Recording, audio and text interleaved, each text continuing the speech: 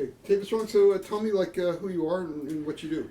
So my name is Sam Garrison. Look at me. Okay, not the camera. Yeah. My name is Sam Garrison, principal at Camden Street School here in Newark. This is my 4th year here as the principal of Camden Street School, and I absolutely love what I do. Fred Rogers said that there isn't anyone you couldn't learn to love once you hear their story. My job is fantastic. I get children who are telling their stories now. Their chapters are not yet written, all of them, and I have the honor and the privilege to be able to influence the writing of those chapters. I hope and I pray with all my being that those chapters are filled with love and joy and a lot of excitement around learning and the possibilities of becoming and being anyone you want to be. And I love that. Cool. So what's this meeting about today? So the meeting today is aligned with our values. Camden Street School, our mission is to provide every student with the skill they need to achieve their dreams. To that end, we hope and we develop children in terms of making sure that they have ambition, making sure that they have goals, making sure that they're dreaming. And then once they have that dream, to be able to give them the tools and the skills they need to actually achieve it. I hope the meeting today will help us to get kids to dream and to dream big and to have the possibilities of becoming anything they want to become. And I hope that this meeting today will touch on the fact that we can help people to see that the glass is half full. We can help people to believe that the sun will come out tomorrow. Because I really do believe that a child's attitude can determine their latitude and how high they can go. Okay, so how is that going to happen? What's the practical, logistical side of this? So I think the logistical side of this, and I've done this before, is to be able to manufacture motivation. And in fact, what I mean by that is I want the kids to feel valued inside and out. And I'm afraid that our society today, so much of your appearance and how you look on the outside has a big influence on how you feel on the inside. So, by extension, if I could work on your outside, it will also change how you feel on the inside. So whatever I can do to help kids feel like they're amazing, I will do it. And so I hope today we can touch on some specific things that we can do to get families and kids excited. And that might be, quite frankly, an amazing fashion show. And fashion show mixed with a talent show. And who am I highlighting? Who am I celebrating? The children. Is that where Susan's company comes in?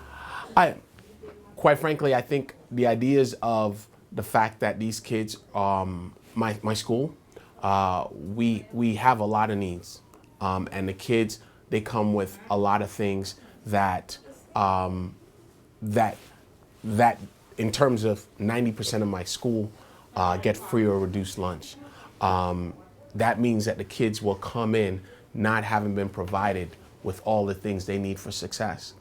And so what we can focus on is to find the areas where they're lacking and to be able to say, okay, if it's motivation, if it's self-esteem, if it's these character issues, let's address that through specific activities and events that get kids to believe. If it's actually physical needs, we have a lot of ideas. Recently, another one of our partners gave us $5,000.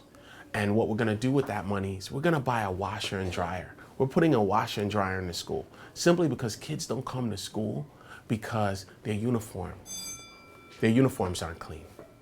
And when you ask them, like, why were you missing from school? Oh, I didn't have my uniform. I said, that's okay. You can wear what you have.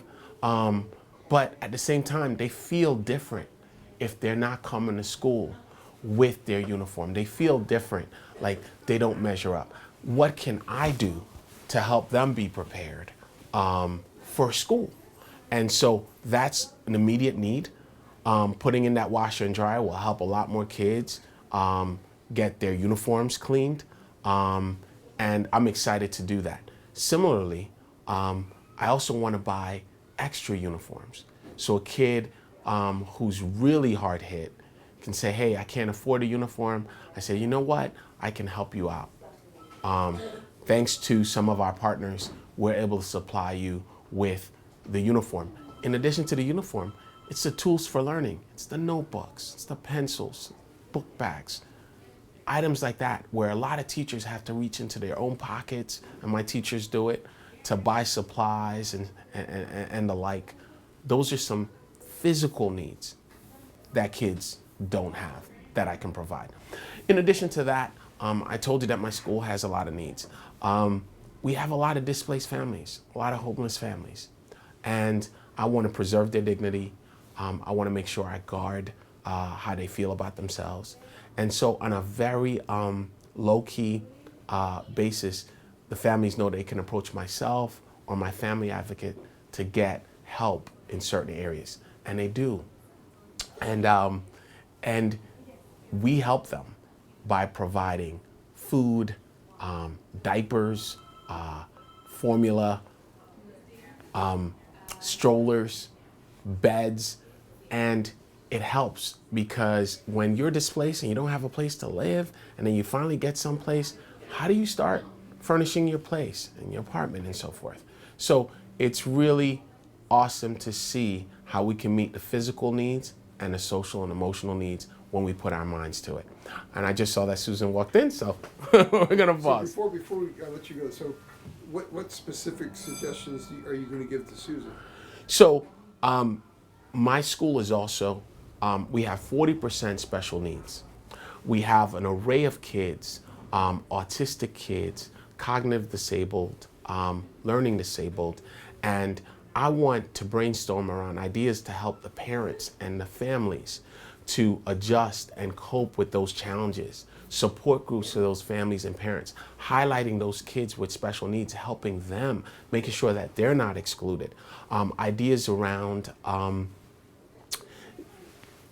the younger kids, pre-K kids, Head Start. What kind of start are these kids getting in order to be successful? And I think that it's open because the needs are so varied and so vast.